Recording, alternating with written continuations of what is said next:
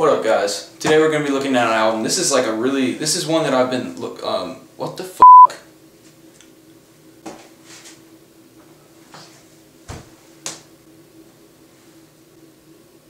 What the f***?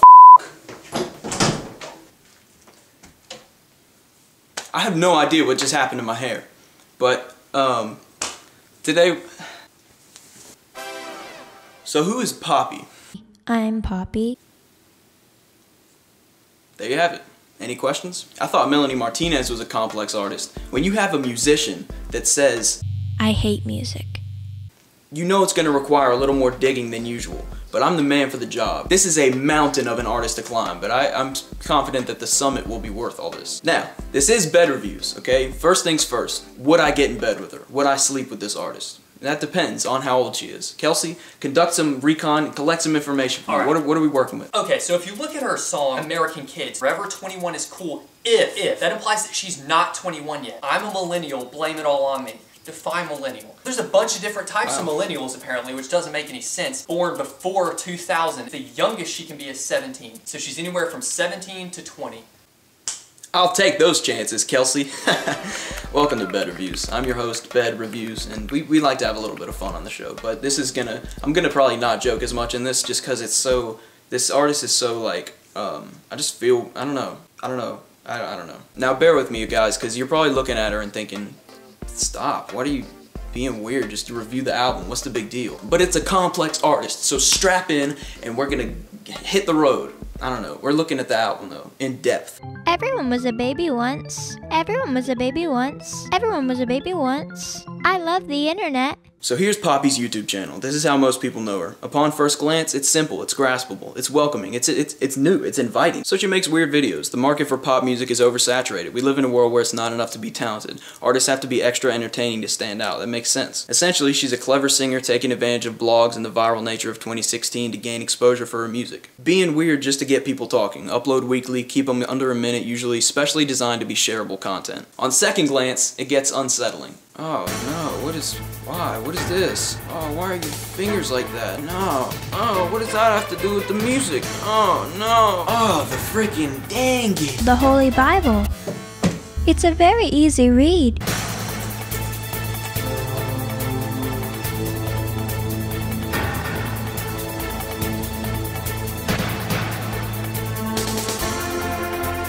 You're 36?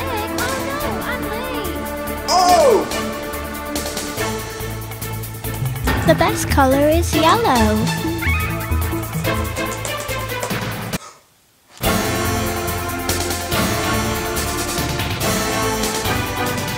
Oh, website? What? Alright, what the hell is this? Everyone stop.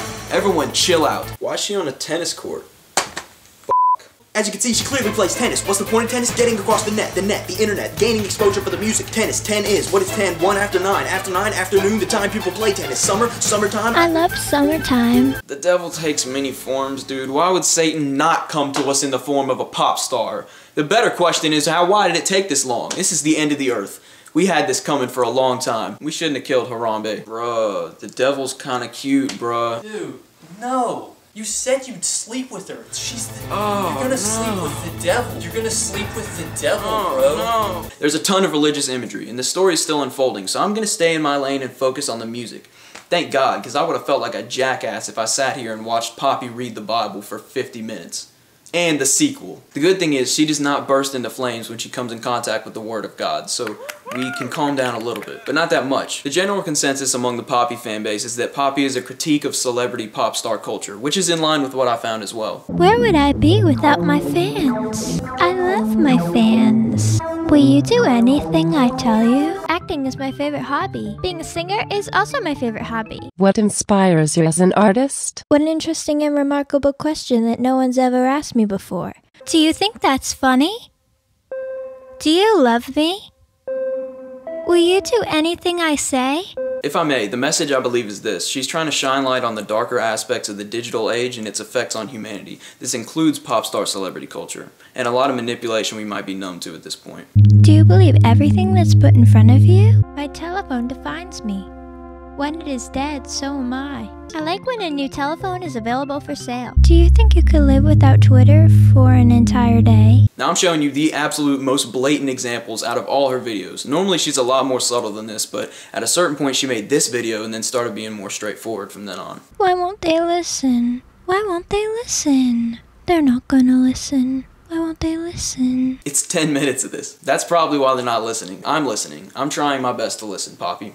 Something I disagree with regarding the general consensus of the fans is that the music, in addition to the videos, is specifically designed to be insignificant and meaningless as part of the commentary on pop music. That's not true. I know everyone's heart is in a good place, but that's a little insulting. It you know, lit a fire under me enough to make this video. I'm here to defend the music. The music's not for the character is for the music. She signed to Island Records. They are massive. They're not gonna just sign an extension of a mockery of themselves. Like, there's Poppy who makes these videos, and then there's that Poppy who makes the music. That Poppy is noticeably more self-aware, more level-headed, less of a cartoon. In the music is a mix of the character and the person, a Slim Shady type deal that grants her some invincibility. Oh, she uses too much autotune? No, that's her critique in the industry. Singing about money? That's her critique in the industry, you know?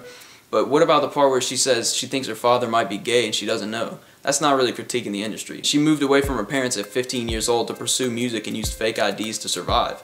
That's not mocking the industry. No, she's got a real story to tell here. The character's awesome, but the character was made for a reason. It's a time-tested technique that's been employed again and again, and it's not that uncommon. It's traditional for character artists to like show rays of hope and beams of humanity in the character early on in their careers, and that's what this is. Don't throw the music in the trash immediately. You're not the butt of the joke if you like these songs. It's good pop music. The message doesn't discount the music, it enhances the music. The music's not an aspect of the commentary is an aspect of the music. Do you get what I'm saying? She's not out here opening up for Kesha on tour as a freaking prank.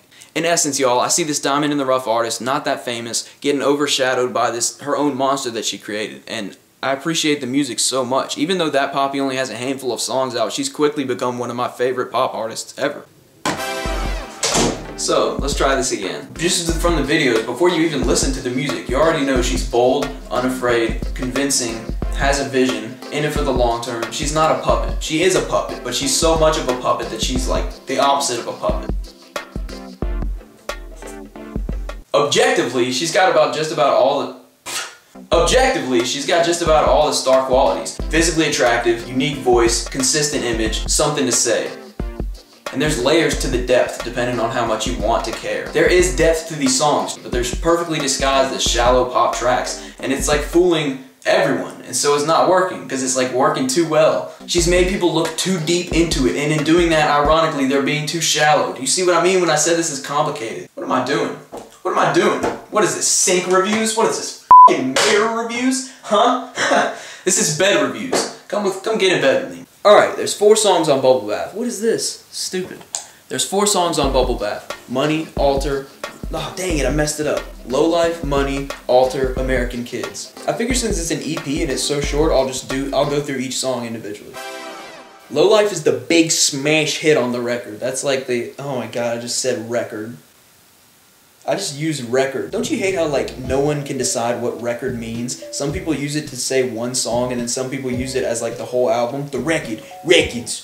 I'm so sorry. I'm so sorry. The song is about she's 15 years old, she moves away from her parents, and she's surviving off fake IDs, so it's miserable. That's a low life. Then Prince Charming slides in and becomes the highlight of her low life. Get it? It's packaged as a love song, but I believe it's also about signing the contract, selling your soul, getting into the industry. Go watch the video, you'll see what I mean. She's eating dinner with Satan. Also because of this lyric that has like little placement in a love song. This bad taste, these headaches, wake up on the floor again, oh yeah. And then later, that's like, you think drugs, okay? And then later on the album, I'm not on drugs and I've never been. So if it's not drugs, why are you waking up on the floor? What's the bad taste? And let me clarify, there is no doubt that the music fits in with the mockery of the industry that you see in the videos. I'm just saying that's not the whole, that's not, I'm so not good with words and I do this shit.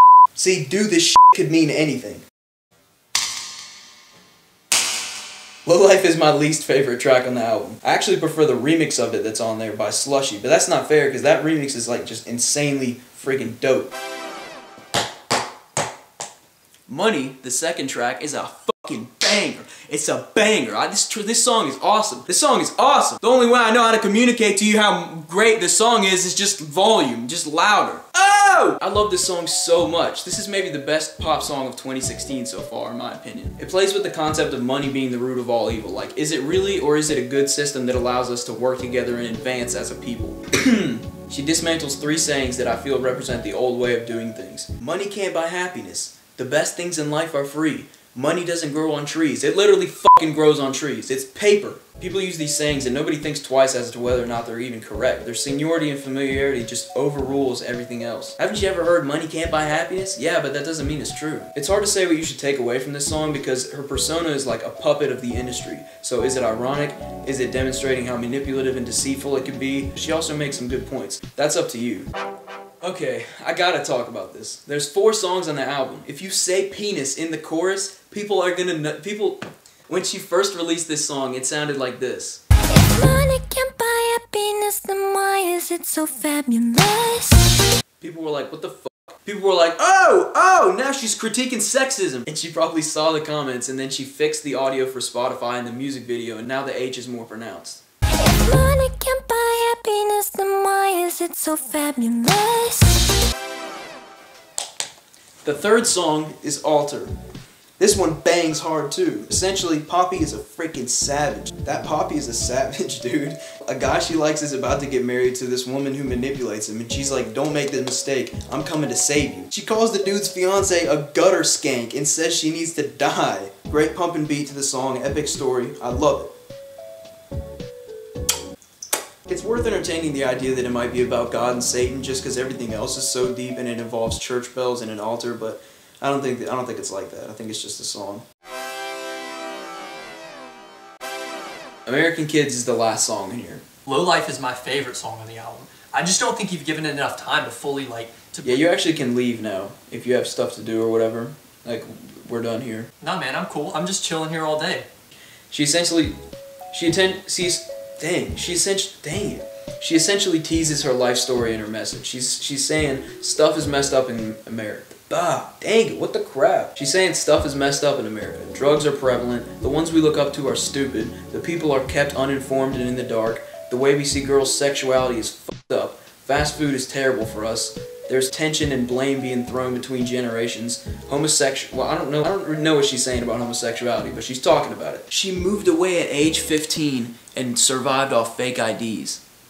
That is so crazy. If she's being literal, that is like, what in the world? That's very interesting. It's also very hard to believe. Like, how do you get a place to live? You stay with someone? You can't rent it. Like, what? That Poppy's delivery is so charming and soft and soothing. As much as I hate the way those words feel coming out of my mouth, the way you feel like it feels coming out of her mouth is good. What if I told you I've been naked from the waist down this whole time? This is everything you can ask a pop album to be, and then so much more given everything conceptual surrounding it. There are no shortcomings. It grabs you and it gives you exactly what it said it was going to, and it's effortless, and it makes me feel stupid. It makes me feel like, how did Selena Gomez fuck hers up so bad? If this was her only job was just to make good pop music, how?